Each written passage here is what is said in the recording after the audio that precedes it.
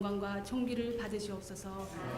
죄와 저주 가운데 빠져서 영원히 죽을 수밖에 없는 저희들을 위해 아들 예수를 이 땅에 보내시고 십자가에 못 박혀 죽으심으로 사탄과 흑암과 어둠 세력을 꺾으시고 죄와 사망에서 해방시키시고 죽어서도 영원히 사는 구원을 주셨사오니 감사합니다.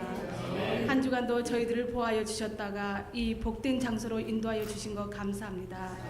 저희들 삶 속에서 알고도 지은 죄 모르고도 지은 죄 있을 줄 압니다.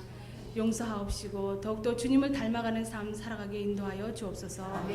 무엇보다도 저희를 날마다 매 순간마다 성령 충만케 하시어 예배가 회복되어지고 말씀이 회복되어지고 기도와 감사가 회복되어지게 하여 주시옵소서.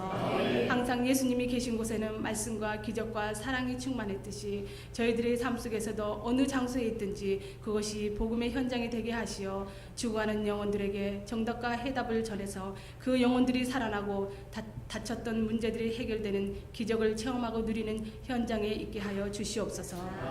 하늘과 땅의 모든 권세를 가지시고 눈동자같이 지켜보시며 뉴욕 제자교회를 사랑하시는 주님, 이 시간도 기적과 능력과 증거들을 통하여 이 성전이 하나님의 계획을 깨닫고 세계 복음화의 도구로 쓰임받게 하옵소서. 그 증거로 이 성전이 먼저 주님의 자녀들로 차고 넘치게 하시어 이 성전을 통하여 하나님의 계획이 성취되게 하여 주시옵소서. 저희 정방용 목사님과 정임여 사모님을 기억하시고 목사님과 사모님이 하시는 모든 기도에 하늘문을 여시고 실질적이고 사실적으로 응답하여 주시고 양떼들을 이끄시는 데 피곤치 않고 곤비치 않게 하옵시고 독수리가 날개쳐 올라가듯이 날마다 새 힘을 얻게 하시고 늘 건강으로 지켜보아여 주시옵소서. 다니엘과 솔로몬에게 주셨던 지혜를 주셔서 양떼들을 이끄시는 데 어려움 당하지 않게 하옵소서.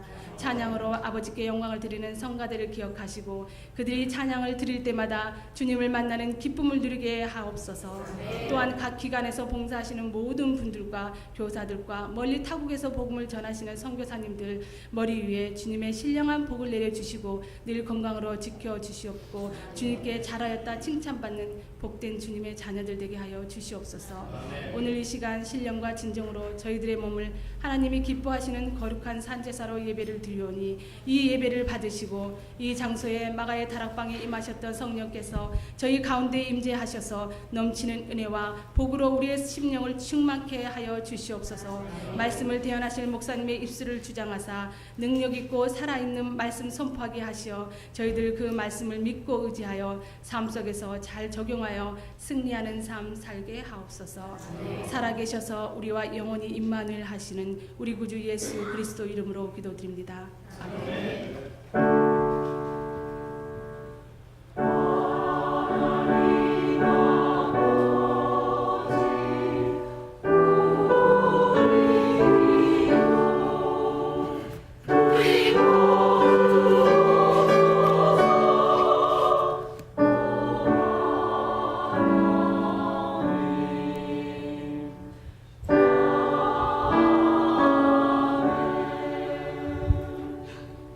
이 아침 우리 하나님께서 주시는 축복의 말씀은 요한복음 11장 1절부터 11절이 되겠습니다. 신약성경 165페이지 요한복음 11장입니다. 요한복음 11장 다 찾으셨으면 여러분의 성경을 높이 드시고 저와 함께 선포하겠습니다. 이 말씀대로 지켜 행하겠습니다. 다시 한번 이 말씀대로 지켜 행하겠습니다. 제가 한 절 여러분 한 절 나누어서 교독하도록 하겠습니다. 어떤 병든 자가 있으니 이는 마리아와 그 형제 마르다의 촌 베다니에 사는 나사로라.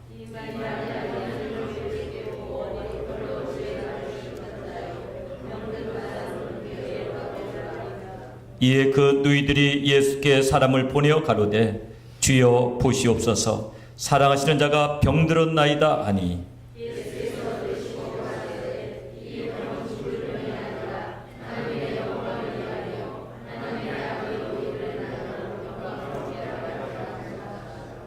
예수께서 본래 마르다와 그 동생과 나사로를 사랑하시더니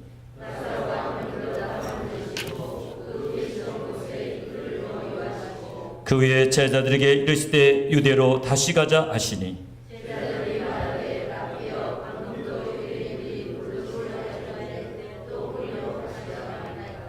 예수께서 대답하시되 낮이 12시가 아니냐. 사람이 낮에 다니면 이 세상의 빛을 보므로 실족하지 아니하고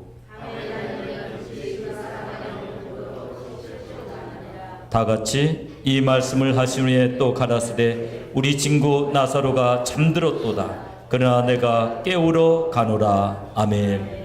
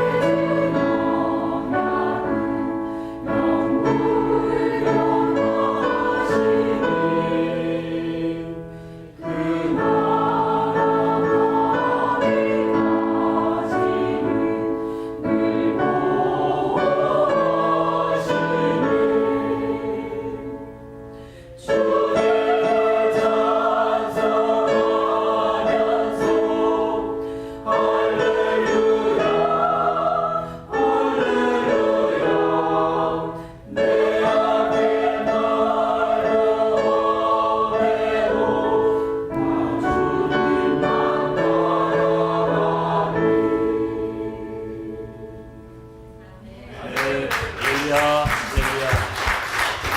오늘도 하나님의 놀라우신 은혜와 축복이 여러분에 넘치시기를 주님의 이름으로 축원합니다. 우리 전우절 한번 다정하게 인사 나누시 바랍니다.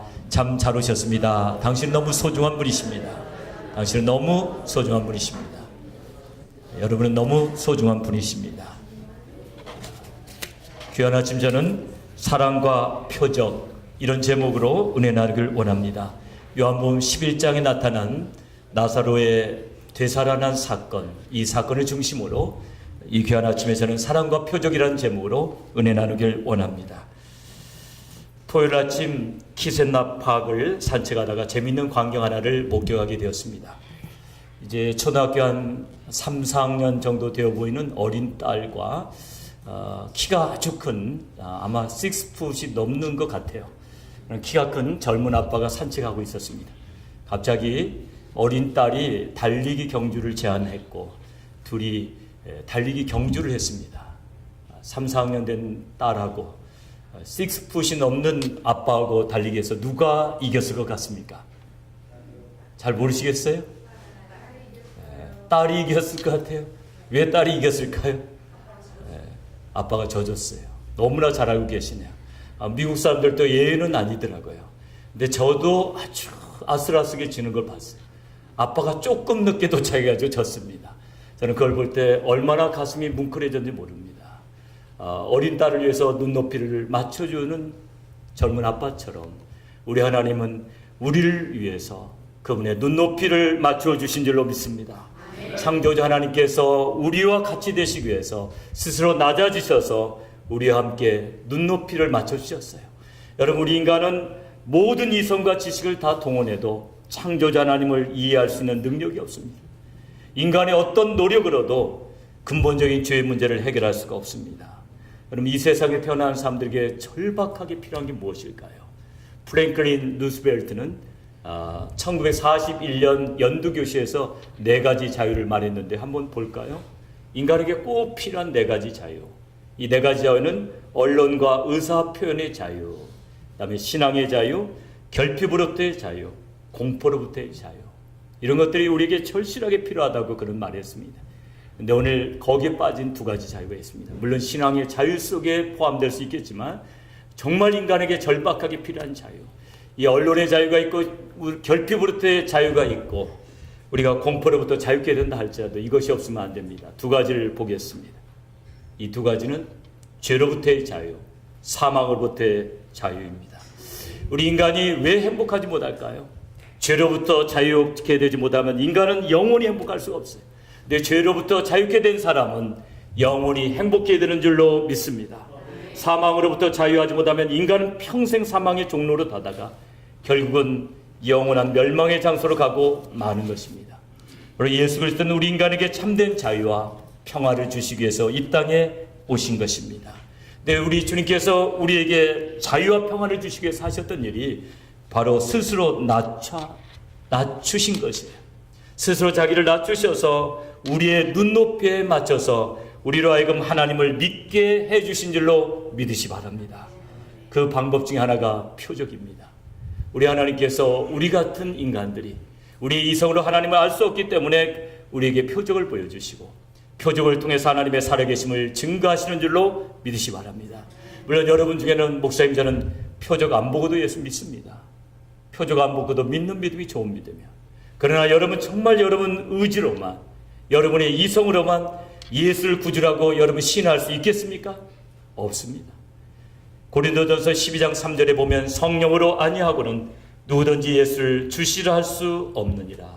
한번 따라서 해보시 바랍니다. 성령으로 아니하고는 누구든지 예수를 주시라 할 수 없느니라. 그러니까 우리가 예수 그리스도를 주라고 고백하는 것은 우리 인간의 이성이나 노력이 아니에요. 이것도 기적이고 이것도 표적이에요.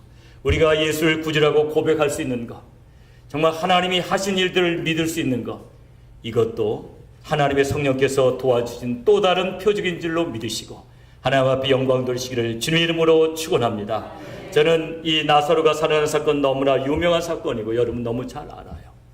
그래서 더 신경이 쓰이더라고요. 성경에 있는 내용들 성도들이 좀 몰랐으면 좋겠어요. 근데 전부 아는 걸 가지고 이게 설교한다는 게 쉽지가 않아요. 하나님 무엇을 전해야 될까요?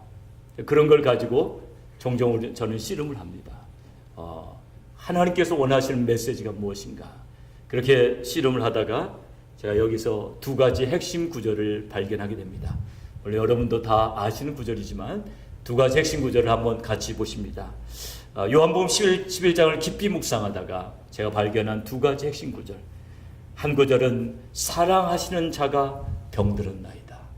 사랑하시는 자가 병들었나이다. 이 사랑하시는 자, 하나님이 사랑하시는 자가 중요합니다. 주님을 사랑하는 자들을 향한 메시지라는 거죠. 요한복음 11장이 바로 주님을 사랑하는 자들을 향한 메시지. 그러니까 바로 주님을 사랑하는 나사로를 향한 메시지고, 주님을 사랑하는 마르다를 향한 메시지고, 주님을 향한 마리아를 향한 메시지고, 주님을 사랑하는 나를 향한 메시지입니다. 그래서 이 아침 우리가 고백해야 될 것은 사랑하시는 자 안에 내가 있다.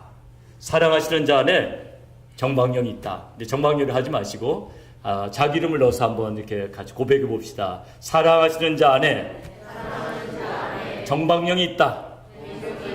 정방령 하지 마시라니까. 그러면 사랑하시는 자부터 자기 이름까지 다 넣어서 한번 같이 해봅니다. 시작. 사랑하시는 자 안에 정방령이 있다. 이게 중요해요. 사랑하시는 자 안에 내가 있다는 거예요. 사랑하시는 자를 향한 메시지, 그걸 요한복음 11장에서 발견하셔야 돼요. 그럴 때 우리 막 가슴 깊은 곳에서부터 희열이 넘치게 되는 거예요. 바로 이것이구나. 하나님이 정말 내게 주고자 하는 메시지가 이거구나. 그냥 낙심과 좌절이 한순간에 떠난다 이겁니다. 정말 우리 하나님이 정말 나를 이렇게 사랑하셔서 내 생에도 이런 표적을 나타내고 계시는구나. 이걸 깨달으라는 거죠. 두 번째는 나는 부활이요 생명이니. 바로 이 구절은 모든 인류를 향한 주님의 사랑의 메시지입니다. 나는 부활이요 생명이니 나를 믿는 자는 죽어도 살겠고 무릇 살아서 나를 믿는 자는 영원히 죽지 아니하리라. 전 인류를 향한 사랑의 메시지.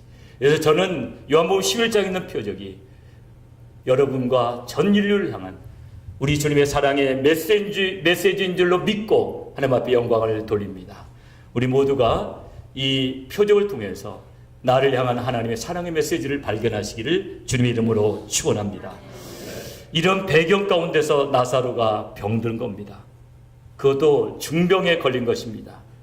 처음 심부름꾼이 예수님께 왔을 때 예수님께서 얼마든지 원격 조정을 해갖고 나사로를 고치실 수가 있었어요. 그런데 예수님은 나사로를 고치지 않으셨습니다. 그리고 기다리셨습니다. 그 이유를 갖다가 사랑하는 자이기 때문이라고 성경은 말하고 있습니다. 사랑하는 자였기 때문에, 누구보다도 아끼는 형제였기 때문에 예수님은 나사로가 죽을 때까지 기다리셨어요. 오늘 본문 4절에 보면은 여기에 우리 예수님의 계획이 나옵니다.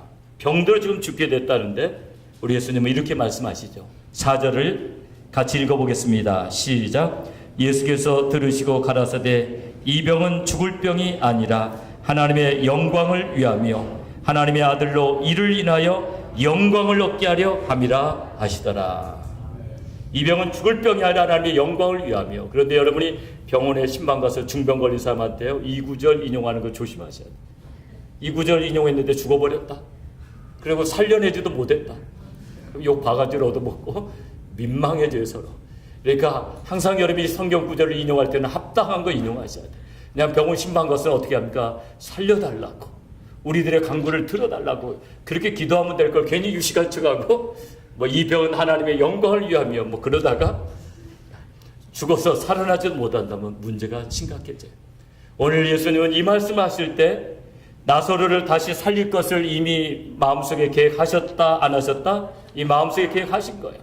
그래서 이 병은 하나님의 영광을 위한 것이다. 하나님의 계획을 말씀해 주신 것입니다.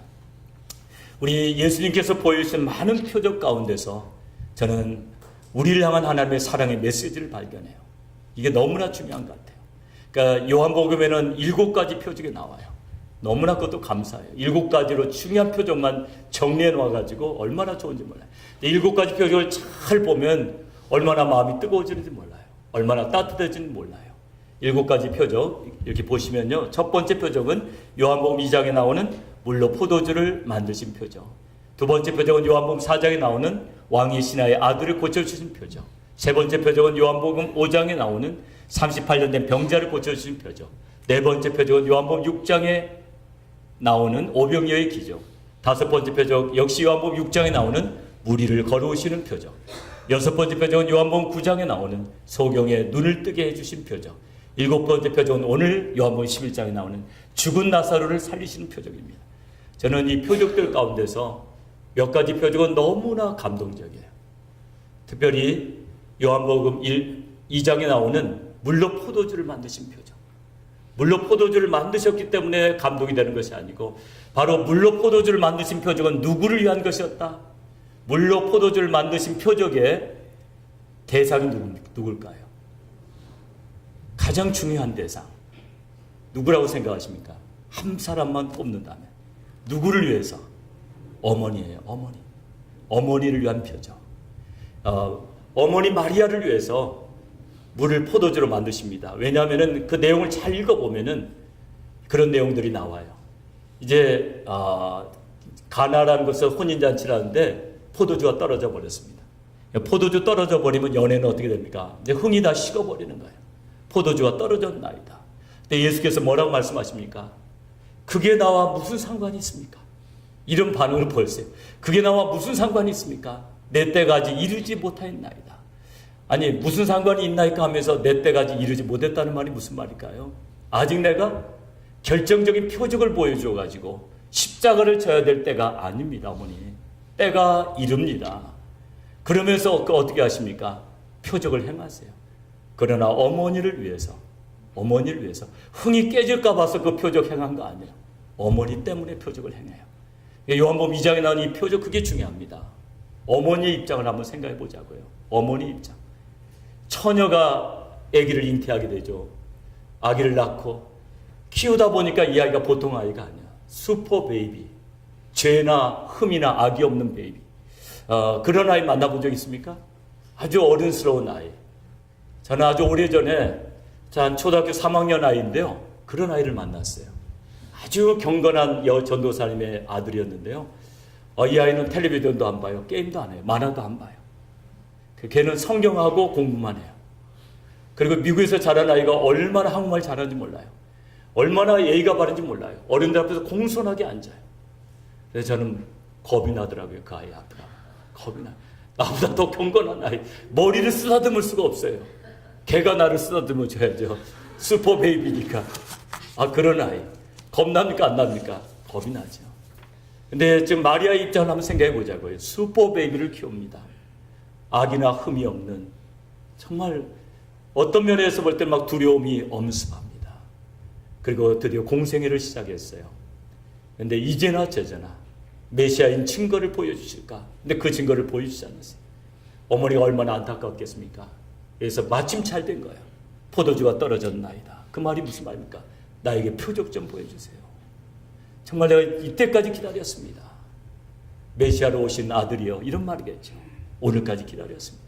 그럴 때 우리 예수님께서 내 때까지 이르지 않았지만 어머니를 위해서 나 때문에 30년 동안 인내하면서 참은 어머니 너무 고생이 많았습니다.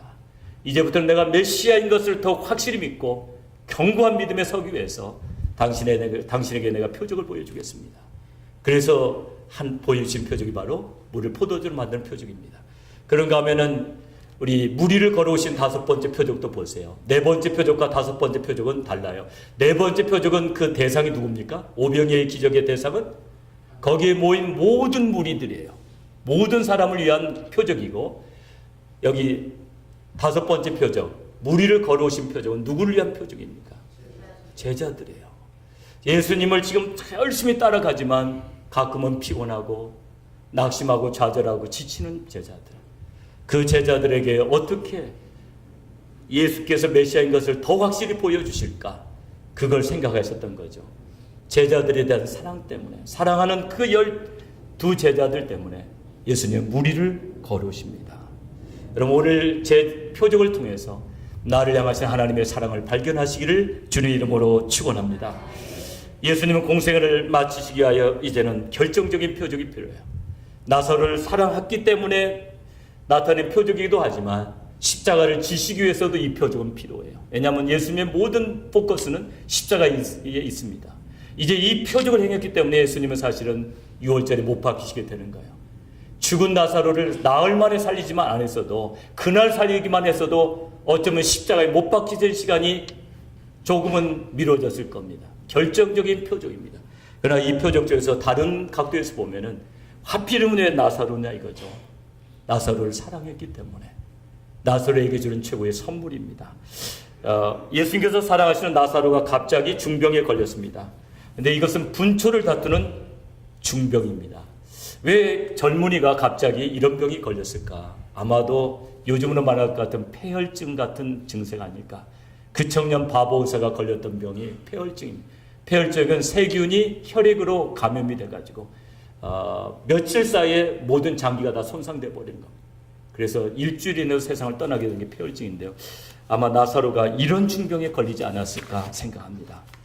근데 오늘 이 표적이 우리에게 주는 의미가 무엇인가? 이게 중요합니다.